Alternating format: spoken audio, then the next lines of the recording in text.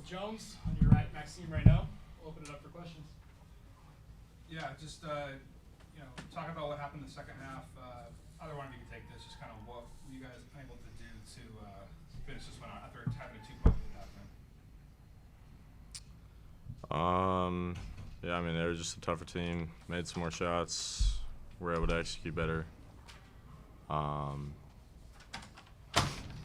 not much else to say. I mean, they executed really well. I mean, coming in to half of the 2-point lead, I thought they got on a good run to end the half. We brought some momentum into the locker room, and obviously we were able to carry that through the second half. 17 second chance points for them. What do you guys have to do better to prevent that? As our primary big, I think I got to take ownership for that. We got to be more physical, hit guys, gang rebound, everything. 7 rebounds for me is terrible. I think I got to do a way better job at that. At least hitting guys. That's the first thing. We often talk about toughness in our team, and I think that's what we lack of today. So, yeah, just being tougher than them, hitting guys, and pursuing.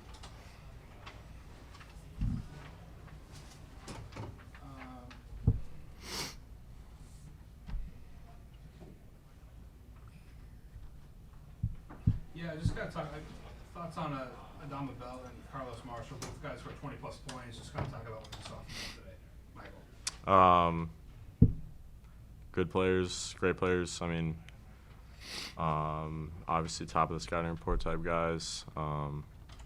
Just didn't do as good a job as we needed to. They were able to each get loose for a couple threes. Both got shot all 10 of their free throws. Obviously, very good players. Got to give them credit, but just don't think we did well enough on those 2 guys. So. No Brandon tonight. Can you talk about the impact of not having him out there for you guys? Well, clearly, as you guys saw over the past few years, and especially over the first 2 seasons of the game, he's a emotional leader. Also, clearly, scoring and rebounding leader as well. I think we missed him a lot, especially on the rebounding end, but still, we cannot, make excuses. Injuries happen. We wish him, fastest recovery possible, but we got to deal without him. We got to do it without him. He's still here at practice, doing everything he can to, help us, whether it is, scout report, just giving us energy, just, driving us to the right spot, mentally. Yeah, I mean, we clearly miss him, but yeah, for the next 2 weeks potentially, we're gonna have to do without him. So we need to adapt. Maxime, 26 points for you tonight. Just kind of what were you seeing out there that allowed you to put up 26 points? I mean, nothing special. I thought my teammates gave me really nice balls of the ball screens. We got a couple actions where I had just wide open dunks. Made my free throws. Could have made more threes, that's for sure. But yeah, I think they just got me into amazing spots to just lay the ball up. So I really give them credit for that. Yeah, and also that's pretty much it. I think I should get more offensive rebounds and potentially get more scoring from that, but gotta work on that more, I guess. You guys started 5 for 5 from 3, finished 3 for the last 19. Were you happy with the looks you got, or just in case of not falling? Yeah, I mean, the looks we got early, really liked. Obviously, with 3-point shooting, there's a little bit of a ebb and flow. You'll see a couple go in, and then some will go out, regardless of how good the looks you get are. But I think we got away from maybe this is the stuff we were doing earlier, into the paint, kicking the ball out. Thought a lot of the threes we shot in the second half were not bad looks, but just quick. Didn't get to the paint maybe early in the possession, and we've got a bunch of great shooters, and guys that we really want taking looks, up and down the roster. But I think as a whole, I mean, we can have a little bit better shot selection. and just be able to lock in. You know, when the other team goes on a run and you really need a basket. You know, that's the time to lock in and really try to get a great look, not just a good one. 18 points from Andre. Just talk about what you guys got from him tonight. Repeat that. 18 points for Andre. Just talk about what he gave you tonight, third game. Yeah, obviously he's tremendous. You know, everything we've come to expect from him. Got going really early. You know, I think carried us into the under 12 media with a couple buckets. Really got the guys going. I mean, great performance from him. You know, it was actually ended up guarding their stretch four, I guess, for most of the game, which was a great challenge for him. Did a great job in Brandon's absence. So just more of the same from him, all that we've come to expect. Anything else for you guys? All right. Thank you, guys. We'll go Thank to you. Coach in a second. Head Coach Jerod Haase. Coach, we'll open the statement. Certainly a disappointing loss. I thought our guys competed, but there's a different level of physicality that we didn't have tonight. Certainly give Santa Clara a lot of credit. Guys competed. They made shots when they needed to. They really did a nice job building their roster. They had a lot of turnover last year and really used the portal well to really put together a nice team. I think they're going to have a lot of success this year.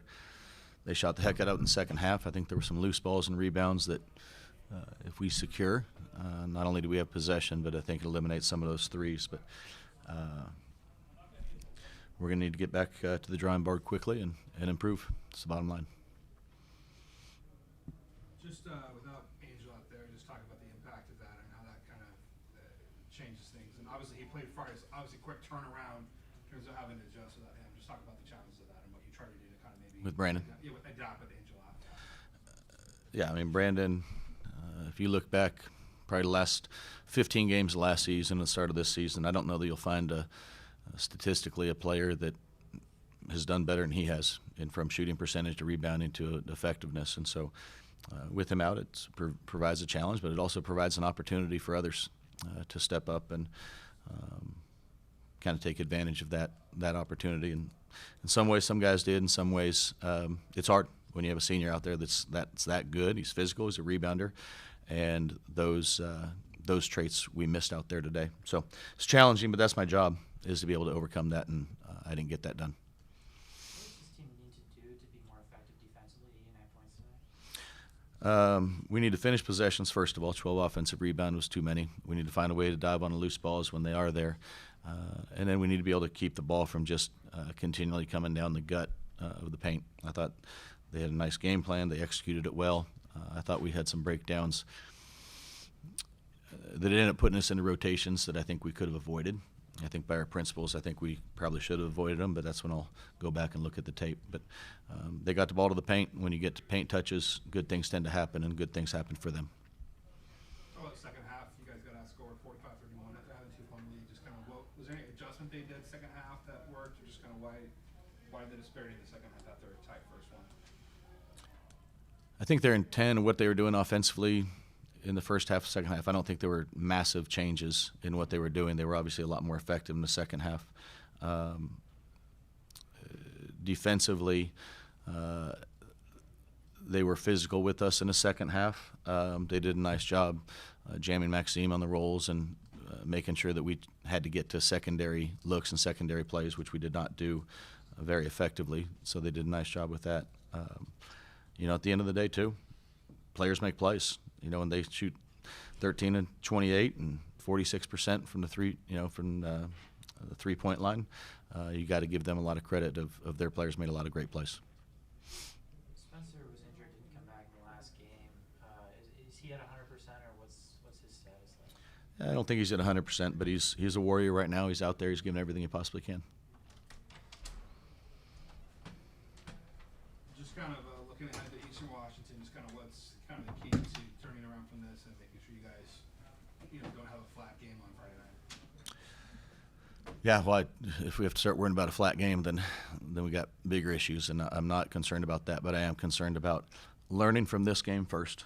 Watch the tape tonight. We'll get the guys tomorrow, and that'll be the first thing, is learn from this, and then we'll need to develop a game plan. I do know that they play a brand of basketball that's a little bit unique and different. We're going to have to really do a great job with scouting, and then the guys need to be able to focus on that game.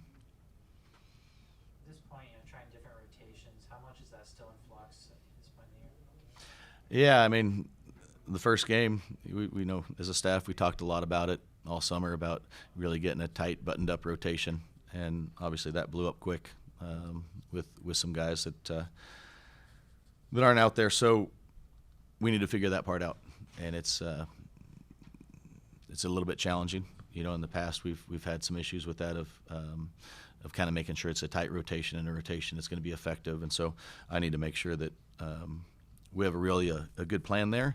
Try and execute that plan, knowing that foul trouble, guys who are playing well, guys that are struggling, matchups, all those things can kind of adjust with that. But that's certainly a topic that I need to address. Just talk what you got from Maxime, 26 points. I don't know if that's a career high for him, but it is. I thought, yeah. So just talk what you got from him in this one. Yeah, he's playing great, playing with a ton of confidence. He's a load in there. Has the ability to score around the rim, and our guys do a nice job finding him. We have a great deal of confidence in him when he does catch the basketball around the rim, but he's playing at a high level, and we need to keep as much as we can run the offense through him, especially in the low post and at the rim. Jerod Haase, got in a little late. If this has been asked, I'm sorry. What did change in the last 6-7 minutes that enabled Santa Clara to kind of take control? They were attacking the paint really well. Breaking our defense down with that, breaking our defense down with offensive rebounds, breaking our defense down with loose balls. And once that was broken down, they were able to get clean looks from three, and their players did a phenomenal job of making those shots. And then we bogged down a little bit offensively. Things got a little bit slower. They were really physical, and we did not adjust to that very well. Thank you, guys. Thank you.